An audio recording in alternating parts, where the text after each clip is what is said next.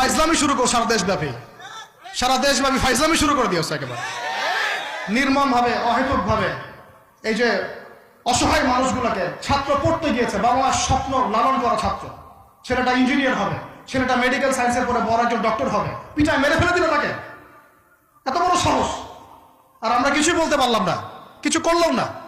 কি একটা অবস্থা চলছে! এগুলো যখন চলতে থাকবে একটা কওমের মধ্যে, আপনার মনে হয় যে আল্লাহর পক্ষ থেকে রহমত নেমে আসবে? লা ইলাহা ইল্লাল্লাহ বলা একজন মানুষ যদি বেঁচে থাকে, ওই একজন মানুষের সম্মানে আল্লাহ পাক কিয়ামত দিবে না ইনশাআল্লাহ। সে একজন মানুষকে এভাবে নির্মমভাবে পিটিয়ে মেরে ফেলো তোমরা। এখন মানুষকে পেটানো শুরু করেছো।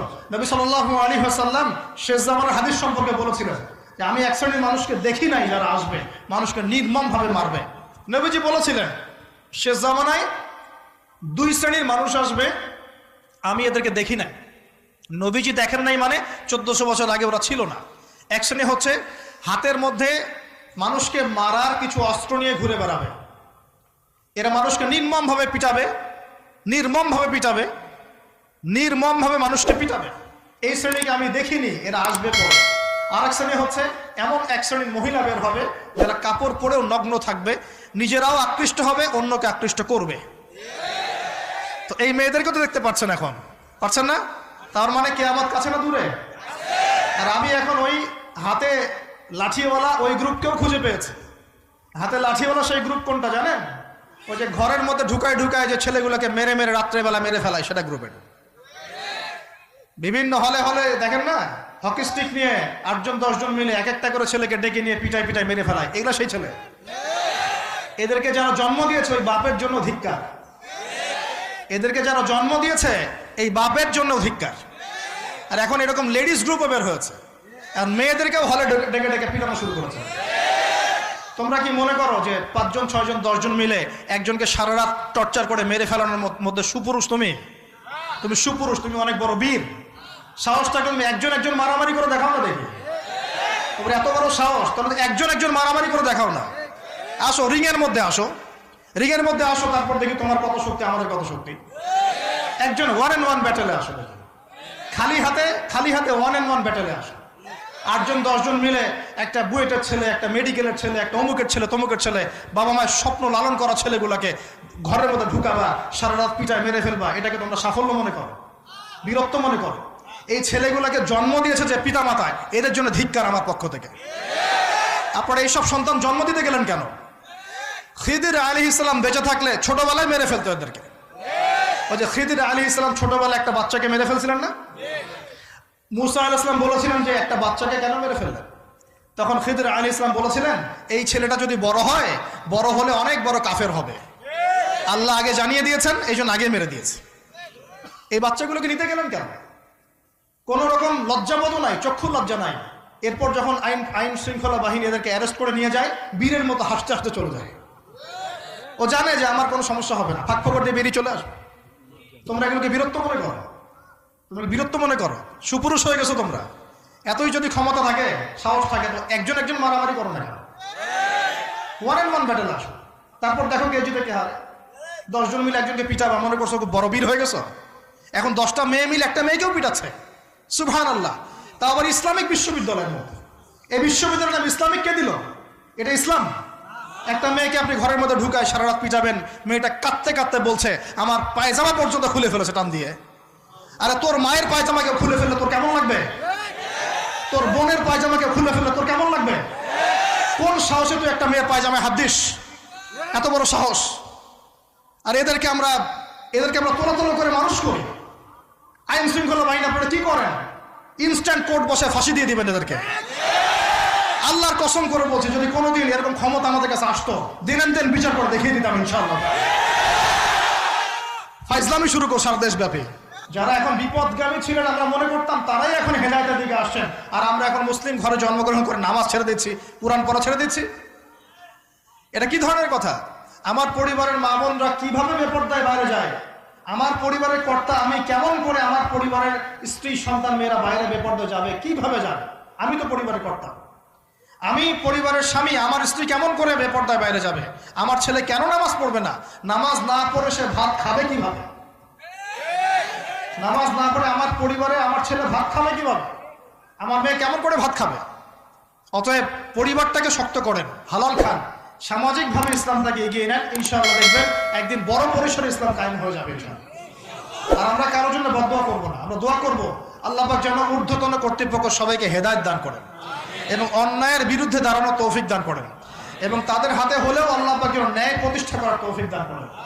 আর ন্যায় কোনটা ন্যায় কোনটা অন্যায় এগুলো এইসব প্রোটেস্ট্যান্ট মুসলিমরা আপনাদেরকে শেখাতে পারবে না। যারা ইসলাম, কোরআন, সুন্নাহ, সমকালীন বিশ্ব ইতিহাস, অর্থনীতি, সংস্কৃতি, দেশীয় কালচার সব সম্পর্কে জ্ঞান রাখে, এই মানুষরা আপনাকে বলতে পারবে কোনটা সত্য কোনটা মিথ্যা, কোনটা হক কোনটা বাতিল। একজন কবর পূজারী আপনাকে কি হেদায়েত দিবে? একজন মাজার পূজারী আপনাকে কি হেদায়েত দিবে? একজন বেদাতি আপনাকে কি হেদায়েত দিবে? হেদায়েত তো নিতে যান খালি ওদের কাছে। আর জ্ঞানী মানুষকে তো মূল্যায়ন করে না। যারা বুদ্ধি বিক্রি করে খায় ওদের কাছে পরামর্শ নিচ্ছেন। আর কিছু বিষয় বলতে বলতে মুখের ফেনা উঠিয়ে দিলাম, তারপরেও কোনোদিনও বললেন না যে হ্যাঁ কথাটা গ্রহণ করা যায়। কি আশ্চর্য! যখন একটা সমাজের মধ্যে এই পাপগুলো ছড়িয়ে পড়বে তখন আল্লাহ পাকের গজব আসবে, এটা আসবেই। প্রতিরোধ কিভাবে? প্রতিরোধ করার কোনো সুযোগই নাই, আপনাকে প্রতিকারও করার কোনো সুযোগ নাই। তওবা করে আল্লাহর কাছে ফিরে আসতে হবে, এটাই সলিউশন, এটাই সলিউশন। এই যে আমরা শহরের কথাই বলছিলাম, আমাদের সমাজের অন্যতম বড় একটা কিয়ামতের আলামত হচ্ছে উঁচু উঁচু বিল্ডিং নির্মাণের প্রতিযোগিতা। নবীজি জীবনের শেষের দিকে যে হাদিসগুলো বলেছেন, শেষের দিকে, তার মধ্যে কিয়ামতের বড় দুইটা আলামত বলেছেন। তার মধ্যে একটা হচ্ছে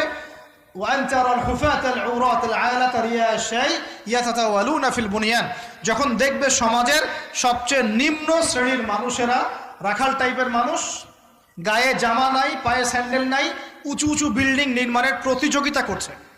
ধনীরা বিল্ডিং নির্মাণ করবে এমনটা নবীজি বলেন নাই। নবীজি বলছেন গরিব, ফকির, মিসকিন, গায়ে কাপড় নাই, স্যান্ডেল নাই, এরা বিল্ডিং নির্মাণ করবে না, প্রতিযোগিতা করবে একে অপরের সাথে। এখনকার আরব বিশ্বটা এর জাজল্যমান দৃষ্টান্ত, এখনকার আরব বিশ্বটা এর জাজল্যমান দৃষ্টান্ত। অনেক সলফে সালিন বলেছেন যে এই হাদিস থেকে আরবদেরকে ইশারা করা হয়েছে। এটা আমাদের ঢাকার মধ্যে চলে আসছে। আজকালকে যার এক জায়গা টাকা পয়সা ছিল না, আজকে 10 তলা 20 তলা ফ্ল্যাটের মালিক। কিভাবে সম্ভব? সুদের মধ্য দিয়ে সম্ভব, দুর্নীতির মধ্য দিয়ে সম্ভব, কালো টাকার মধ্য দিয়ে সম্ভব, অন্যের সম্পদ অন্যায়ভাবে হস্তক্ষেপ করার মধ্য দিয়ে সম্ভব। আর মাশাআল্লাহ, যার একটা 5-10 তলা বাড়ি আছে আমাদের শহরে, অন্য মানুষকে মানুষই মনে করে না, ভাড়াটিয়াকে মনে করে যে তেলাপোকা, ককরোচ, ছিছি করে তার আছে। কত যে শক্ত! কোনো কোনো সময় এমনও হয়েছে মানে বাড়ি ভাড়া চাইতে গিয়ে যে বেইজ্জত হতে হয়েছে, মনে হলো যে বাড়ি ভাড়া চাইতে গিয়ে মানে নিজের সম্মান নিজে নষ্ট করে ফেললাম আর কি। সুবহানাল্লাহ। কারণ যখন নিম্ন শ্রেণীর মানুষের কাছে অর্থ আসে তখন কিন্তু এদের মধ্যে কালচার আসে না, কালচার আসে না। সম্পদ আসে ঠিকই, কিন্তু কালচার, সভ্যতা আসে না। তারা অসভ্যই থেকে যায়। কাকে সম্মান দিতে হবে কাকে দিতে হবে না সেটাও জানে না। কথা বুঝতে পারছেন? এটা আমাদের সমাজ এখন চলছে, হাইলি কনস্ট্রাক্টেড বিল্ডিংস এর প্রতিযোগিতা। আর আমরা বলবো কেন, এই যে এখনকার সেকুলার রিপোর্টগুলোই বলছে বেশিরভাগ বিল্ডিং এরই দেখা যায় যে কোনো রকমের ভিত্তি নাই। এই 5-6 মাত্র ভূমিকম্প হলেই সব দরদর করে পড়ে যাবে। আরো এই যে অহংকার, আমি একটা ফ্ল্যাটের মালিক। ঢাকা শহরে মনে হচ্ছে যেন পরিচয়ের মানদণ্ড হচ্ছে এটাই। জিজ্ঞাসা যদি করেন যে ভাই আপনার নাম কি করেন, বলবে ওই যে ফ্ল্যাটটা দেখছেন 10 তলা ওইটা আমার। ভাবখানা এমন যে এটাই তার পরিচয়ের মানদণ্ড। সে কি করে, তার শিক্ষাগত যোগ্যতা কি, কোন প্রফেশন, এগুলো বড় কথা নয়। ওই যে ফ্ল্যাটটা দেখছেন 6 তলা ওইটা আমার। অনেকে এসে পরিচয় দেয়, আমি অমুক পার্টির অমুক, আমি অমুক পার্টির তমুক, আমি অমুকের সাধারণ সম্পাদক, আমি অমুকের সভাপতি। এগুলো পরিচয়, এগুলোই মানুষের পরিচয়। আমি অমুক দল করি, তমুক দল করি। পরিচয় কি তোমার? তুমি কি এই পরিচয় দিয়ে কাল কিয়ামতের মাঠে আল্লাহর সামনে দাঁড়াবা? তোমার পরিচয়টা কি? পরিচয় হচ্ছে তোমার শিক্ষাগত যোগ্যতা কি, তুমি সমাজকে কতটুকু সার্ভ করতেছো, তোমার ইলমি যোগ্যতা কি, তুমি 5 ওয়াক্ত নামাজ পড়ো কিনা, তুমি ইসলামপন্থী কিনা, তোমার সুন্নত আছে কিনা, তুমি দিনের জন্য কি করো, এগুলো তোমার পরিচয়। আল্লাহ রাব্বুল আলামিন আমাদের কথাগুলো বোঝার তৌফিক দান করুন। আমাদের সমাজে হাইলি কনস্ট্রাক্টেড বিল্ডিংস এর প্রতিযোগিতা চলছে। দেখেন, বিল্ডিং নির্মাণ করা পাপের কিছু নয়, কিন্তু এগুলোর মধ্য দিয়ে অহংকার করাটাই পাপের। আর অহংকার করলে আল্লাহ পাক এগুলোকে ধসিয়ে দিতে সময় নেবেন না। আল্লাহ পাক আমাদেরকে বোঝার তৌফিক দান করুন। আমাদের সমাজে রন্ধে এগুলো চলছে, আমার ওদের খেয়ানত, অবিশ্বাস, সুদ চলছে, জেনা চলছে, ফ্ল্যাটে জেনা চলছে, ফ্ল্যাটে জেনা। জেনা মানে শুধু শারীরিক ইলিগেল ফিজিক্যাল রিলেশনশিপই নয়, জেনার মধ্যে চোখের জেনা আছে, কথার জেনা আছে, চলাফেরার জেনা আছে। নবীজি বলেছেন শেষ জামানায় এক শ্রেণী মেয়ে আসবে যারা পুরুষের কাপড় পরে ঘুরবে। এটা দেখার জন্য আপনি ঢাকার শপিং মলে চলে যান, শপিং মলে যান, কেয়ামত দেখতে পারবেন। কেয়ামত কাকে বলে? কেয়ামত কাকে বলে? কেউ কেউ দেখা যায় সুন্দর সুন্দর বোরখা বানিয়ে নিয়েছে, যে বোরখাগুলো পরেও তার মানে শরীরের কাঠামো স্পষ্ট বোঝা যাচ্ছে। এখানে আপনি কাকে দায়ী করবেন, কাকে দোষ দিবেন? অবৈধ সম্পর্ক, অবৈধ সম্পর্ক ঢাকা শহরের রন্ধ্রে রন্ধ্রে ঢুকে গেছে। অবৈধ সম্পর্ক, টিনেজ 8-10 বছর, ক্লাস 8-এ পড়ে, ক্লাস 9-এ পড়ে, 10-এ পড়ে, এদের মধ্যে ইলিগাল সম্পর্ক চলছে। ইউনিভার্সিটিতে পড়ে, স্কুল কলেজ পাশ করে বিশ্ববিদ্যালয়ে গিয়েছে, ব্যাস ও মনে হয় যে একেবারে পাখা ওর গজায় গেছে, যা ইচ্ছা তাই করতে পারে। মেয়েকে দিয়েছেন একটা স্মার্টফোন, ব্যাস নষ্ট হয়ে গেছে। ছেলেকে দিয়েছেন একটা বাইক, ও দেখ মাদকের আসরে বসে আছে। কি একটা অবস্থা! এই যুব সমাজ কি আগামী দিনে ইসলামের পতাকা বহন করবে? এই যুব সমাজকে দিয়ে ইসলামের বিজয় লাভ হবে? নাকি আমাদের একটা ঈমান দীপ্ত যুব সমাজ দরকার? কোনটা?